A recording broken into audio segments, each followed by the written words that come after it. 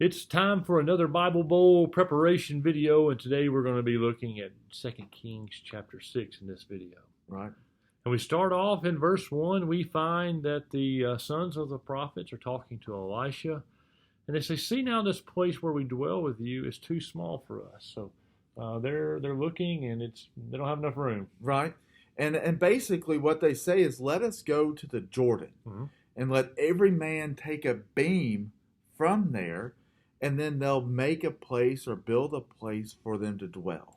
So it's almost like they're taking lumber to getting ready to build something. And they were asking Elisha for permission to do this. Yeah. And there at the end of verse 2, Elisha says, go do it, And then so if we find in verse 3 that it looks like they didn't want to go alone. So they said, please consent to go with your servants. Like, hey, come with us. Right. We want you to come with us. And so Elisha says, okay, well, I will go. Yeah, in verse 4, he went with them. It pretty much follows the story on down.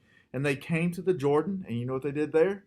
They cut down trees. But you got to have lumber to build a house. Right. And one thing I keep seeing come up here is the Jordan River. So 2 Kings chapter 6, they start out, if it asks what river they're going to, it's the Jordan River. Yep. So they're always going to the Jordan River, and they're just simply going to cut down trees to get beams to build a dwelling place for them. Well, as they were chopping these trees down, Andy, they had an issue. Well, when you think about an axe, that's all. They didn't have chainsaws in this time, so all they had was an axe to chop them down. And as they were chopping the wood, they probably did a backswing or something, and the axe head fell off of the axe, and it went into the Jordan River. And the guy that did this, he was like, "Oh my word!" He says, "Alas, master, for it was borrowed. I borrowed this axe, and I've lost it." That sounds like my kind of luck right there. And so, what the man of God, and in verse 6, I don't know if Bible Bowl will get this specific, but verse 6 doesn't refer to him as Elisha, refers to him as the man of God. And he asks the question, where did it fall? Kind of point in the area in the river in which it fell. And so what the man of God does is he gets a stick, he cuts off a stick, and he throws the stick into the Jordan River and made the iron float, or made the axe head float. Which was, pretty remarkable. That is. Just having a stick in there. I have never seen iron float other than a boat, but there's some other things going on there to make that happen. So we have an iron axe head floating on top of the Jordan River, and what does Elisha say in verse 7? He says, "Pick it up." That's right. It's sitting right there. So the guy reached out and he got it. Now, in verse 8, we kind of change gears here. The story changes a little bit. We start reading about the king of Syria, and he was making war against Israel, and he consulted with his servants and saying, my camp will be in such and such of a place. This is basically where my camp's going to be while we're making war with Israel. So that's what the king of Syria they were getting said. Their war plan together ultimately, and they were planning on camping in this one place. But we see in verse 9 that the man of God, talking about Elisha continually, he sent word to the king of Israel and said, you don't want to pass that place because the Syrians are going to come down from there. Okay. Then the king of Israel, he sent someone to this place in which, again, it refers to as the man of God, which the man of God had told him and had warned him. He said, be watchful there, not just once or twice. So continually, be continually watchful there. So we see in verse 11 that the king of Syria had gotten upset a little bit. He was greatly troubled by this thing. And he said, he asked his servants, he's like, will you not show me which of us is the king of Israel? And then the servant said, none, my lord, O king, but Elisha the prophet who is in Israel tells the king of Israel the words that you speak in your bedroom. So what we have going on here is the king of Syria, and I misspoke a little bit. It said who is for the king of Israel, who is the king of Israel. So the king of Syria was concerned that somebody was being a spy and giving all that information back to the king of Israel, when in fact God was delivering that information through Elisha. And Elisha knew what he was saying and what it means by in the bedroom, but in secret. That's right. He knew what was being said in secret. So verse 13, we see that he said, "Go and see where he is," meaning talking about Elisha, "that I may send to get him." So the king of Syria wanted Elisha to come and help them out. And they said, well, surely he is in Dothan. Okay. And then in verse 14, therefore he sent horses and chariots and a great army there. And they didn't go by night. It says they came by night and surrounded the city. So they were really setting themselves up. That's right. So it's almost like Elisha's in a little bit of a pickle here. Right. So Elisha's servant, we see in verse 15, woke up and he went out. And what does he see? He sees this army around the camp. And probably a pretty scary event. You wake up and there's an army surrounding you with all these horses and chariots. And he says, "My master, what are we going to do?" So and he's referring to, when he says "my master," I mean that's the third way that Elisha's been referred to here in 2 Kings chapter 6. First, the man of God. Then he's referred to as his actual name, Elisha. And now he's referred to as his servant as to "my master." Mm-hmm. So he answers, and Elisha says, "Do not fear," which is a lot of times the way they begin things in a scary situation. He says, "For those who are with us are more than those who are with them." And that in itself is kind of a confusing statement. Right. But if we read on here, you see that Elisha begins praying, and he prays to the Lord, saying, "I pray, open his eyes that he may see." Then the Lord opened the eyes of the young man, talking about that servant of Elisha, and he looks around and he sees that all around him, all the mountain was full of horses and chariots of fire around Elisha. Okay.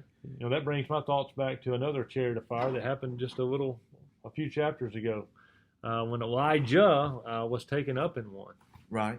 Now in verse 18, it talks about how when the Syrians came down to him, Elisha prayed to the Lord and said, "Strike the people, I pray, with blindness." And it says, and he, being God, struck the people with blindness according to the word of Elisha, which is going to show his servant really who he needs to be praying to. Absolutely. And who needs to be faithful to. So, if I was getting ready to battle, I think I would rather battle a bunch of blind people than... That would be a lot easier of a fight than trying to fight people that can see. But we see that there's not really a fight put up here at first. Elisha goes to them, the army that's surrounding him. He says, "Hey, this isn't where you're supposed to be. This is not the way or the city. Follow me, and I'll bring you to the person you're looking for." But where did he lead them to? He led them back to Samaria, right where they had come from. Okay. And it said, and in verse 20 it goes on, and when they had come to Samaria, that Elisha said, "Lord, open the eyes of the men." So a couple verses back, he said, "Lord, strike them with blindness." And then he says, now I'm going back there, let's open the eyes up that they may see. And the Lord did what he said. He opened their eyes, and they saw that they were back in Samaria. Now when the king of Israel saw this, he told Elisha, he said, "My father, shall I kill them? Shall I kill them?" Which would be a pretty, a question that we would all ask. Yep. If somebody's attacking us and we have the opportunity to take them out, we probably would. But then he answers and he says, "You shall not kill them." And then he asks the question, "Would you kill those whom you have taken captive with a sword or your bow?" He goes, "Give them food. Give them water, let them eat, let them drink, let them go back to their master."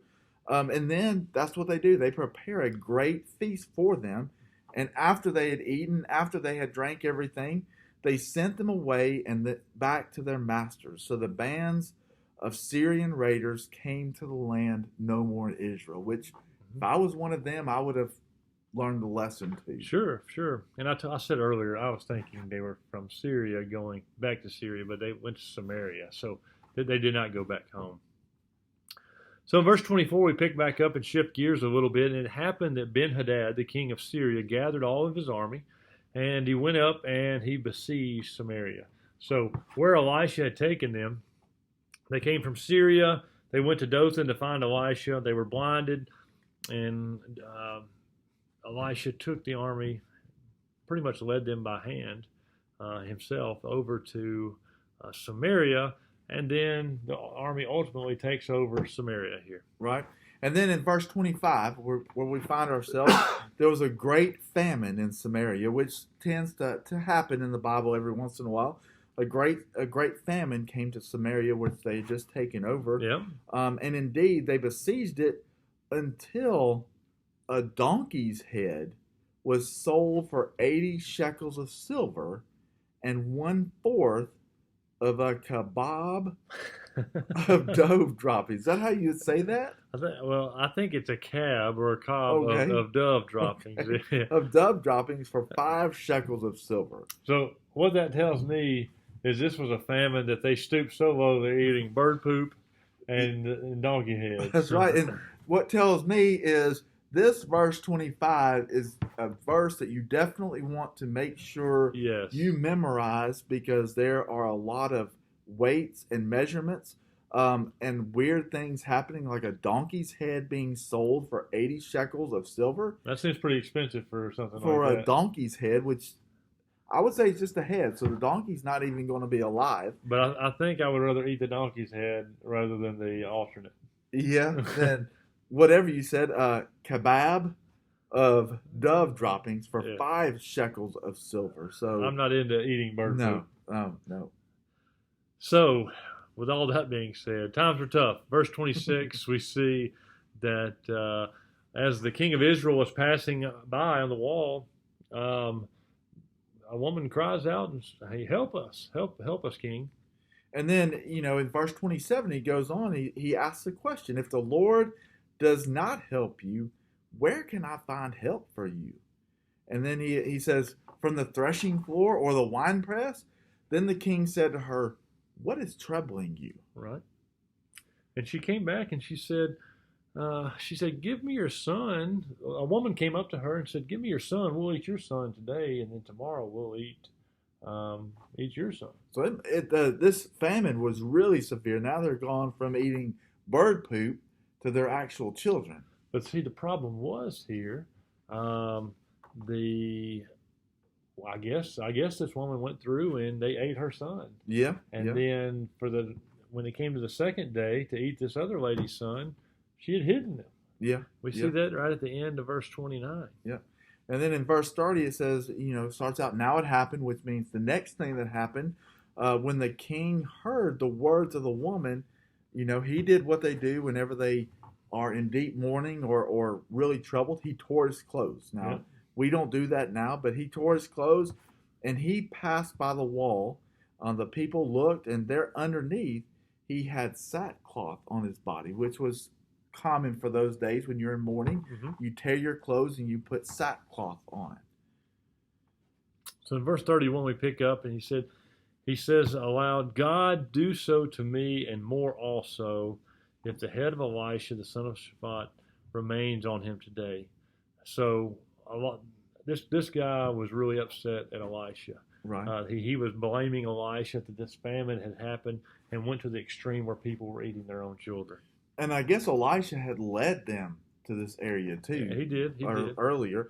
And so Elisha was sitting in his house, and in verse 32, Elisha's sitting in his house.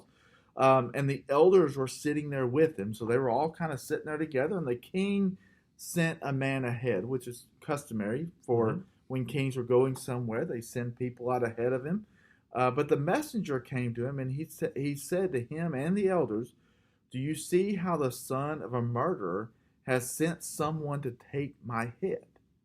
Look, and it says, look, when the messenger comes, shut the door and hold him fast at the door. Is not a sound of the master's feet behind him. So there's Elisha saying they're going to send this messenger to take my head. Mm-hmm. So when he comes in, shut the door really tight, because the one who's going to come behind him.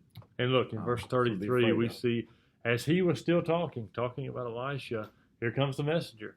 And coming down to him, the king said, "Surely this calamity is from the Lord. Why should I wait for the Lord any longer?" So they were starting to give up hope.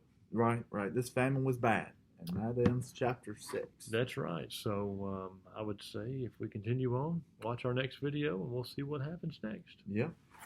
Thanks, guys.